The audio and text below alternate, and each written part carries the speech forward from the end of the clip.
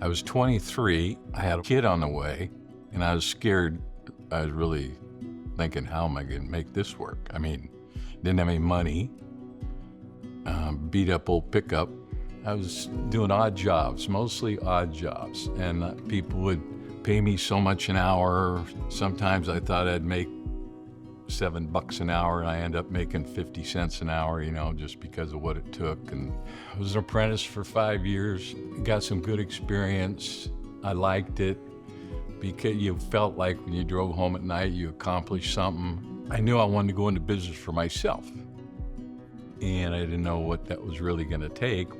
But I went down, I got a general contractor's license with a C10 supplemental. And I didn't know how I was going to go in business, but I knew it was about time. I always wanted to do it. Wismer Becker, who was probably one of the largest electrical contractors in the state of California at that time, they had the Almond Growers contract and several others, and they came to me and wanted me to man them. Well, I just had myself and my brother. And when I went in business, the first guy I hired was my brother, and I remember telling him, hey, I think I can pay you $5 an hour, Tim. But I said, I don't know if I can get you 40 hours. He says, okay, I'm in. We never did less than 80 hours a week. And to keep up, a lot of times I get my relatives, friends, and we go in at night, and we'd usually just be dropping in 2x4 fixtures, uncrating fixtures, and doing the earthquake wires and all that. This is kind of an interesting story. When I wanted to go into business, as a Denny's restaurant one morning, I met a guy. He asked me, what's your name? I said, Mark O'Brien. He thought my father was Frank O'Brien, the real estate guy at that time. So we started talking, and I told him that I was an electrician, and I was thinking about being a general contractor. And I said, what's your name? And he said, my name's Buzz Oates.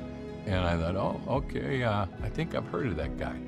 He said, I need an electrician. And I said, I'm your guy. I'm going into business. So that's how we started. And there were three of us. It was Buzz Oates, and it was Mark O'Brien and Charlie Massey. After that meeting, we did all sorts of projects. At that time, Buzz Oates was focusing on building warehouses. They were pretty simple, but every once in a while we got a complicated one, and I'd have to get help. Like Buzz went out and he bought the Center Hotel, and he said, well, now you got to go wire it. And trying to figure out how to redo that, I think it was a 10-story, 11-story, how to rewire that thing. I got help on the design of that. Buzz bought the Libby's Cannery, and the state of California came in and wanted a computer facility. And it was like the largest computer facility west of the Mississippi or some darn thing. And that was really scary. But I went out and I got a good engineer. Fortunately, I always try to do everything ourselves, but I knew that we were way over our skis. And what the state wanted, that's kind of interesting, but what the state wanted, to bring in power from two different locations. So if one goes out, the other one kicks in. They call them static transfer switches. The engineer I hired, he said, this ain't gonna work. And that was a big, big job, and we were successful on it. But the irony of the thing is, about 5 years later, they had new management came in from the state of California, and they hired Mark III to come in and replace all the static transfer switches with batteries and generators. That was a job that I thought, ooh, maybe we got a bit off more than we chewed, but it worked. Our success was because of all the people. I mean, there's too many to name. A lot of them have their own businesses today, successful construction businesses. And I think that the success of Mark III in the early years was just about, the whole thing was the people. I mean, they made it work. They were always taking risks. They were always reaching, but they were straight shooters. Not perfect, but we were fair contractors.